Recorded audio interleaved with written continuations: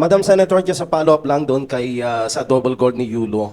In the House of Representatives, mayroon na silang resolution, 3 million sa gold medal, 2 million sa silver, and 1 million sa bronze medalist. So Yulo is assured for 6 million. May we know kung sa Senate mayroon din ganong cash incentive? Hindi pa ako sigurado kung meron ng incentives at may nag-file. Pero sigurado ako susuportahan namin yan kasi napakalaking karangalan ang dinulot sa atin. Matagal ko na nga sinasabi na sariling sikap ang ating mga atleta, hirap na hirap. Nakita natin ang mga problema ni Ubien, ang ating mga basketball amateurs, lahat ng athletics natin.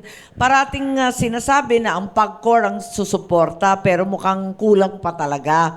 So ang akin sana, ibalik din, ano? Pwede naman ibalik yung gintong alay. Kung maalala niyo yung panahon ng tatay ko, parating sikat ang Pilipino sa SEA Games, sa Asian Games, kahit pa paano nananalo tayo.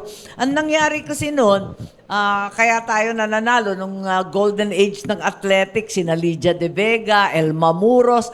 Sikat na sikat tayo pagkat inaampon ng iba't ibang malaking kumpanya yung mga sports. So private companies would take over and basically deal with all the expenses which were, I'm not certain, to some degree tax deductible yata, hindi ko maalala pero magandang offer yun kung ganon.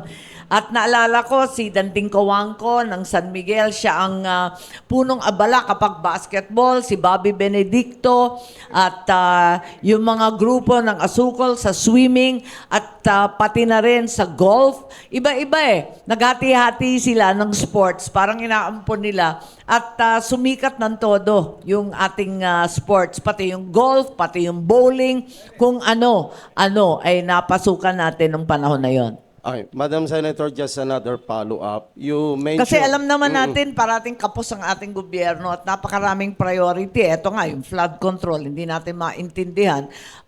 Tapos kinakapos din tayo kahit sa pagbibigay ng relief. Kaya, importante, siguro, na talagang spirit of bayanihan, katulad ng ginagawa ng Federation of Chinese Filipino Chambers, na kusa na lang sila na tumutulong. Kaya sana ganun din sa sports kasi kumbaga lagi na lang last priority yung sports. Madam Senator, just another follow-up from my end.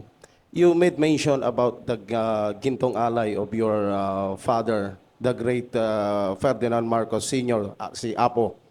So, meaning to say, dahil ngayon, itatalakayin ng both houses of Congress the 2025 proposed national budget, are you going to support para i-increase natin talaga yung budget ng gobyerno para sa sports, para at least sa susunod pang mga international competition, hindi lang siguro 2 gold ang maiuwi natin?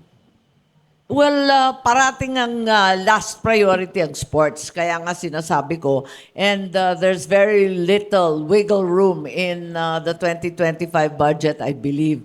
Kaya ang rine-recommend ko, sana gumawa lang tayo ng package para maging attractive na suportahan ng private corporations din. Ang ating sports associations, ang kanilang mga superstar, ang mga champion nila, tulungan ng mga atleta na may talento para sila ay makakuha ng sapat na coaching, ng training, ng kampo, ng competition, ng travel allowances at iba't iba pang kinakailangan.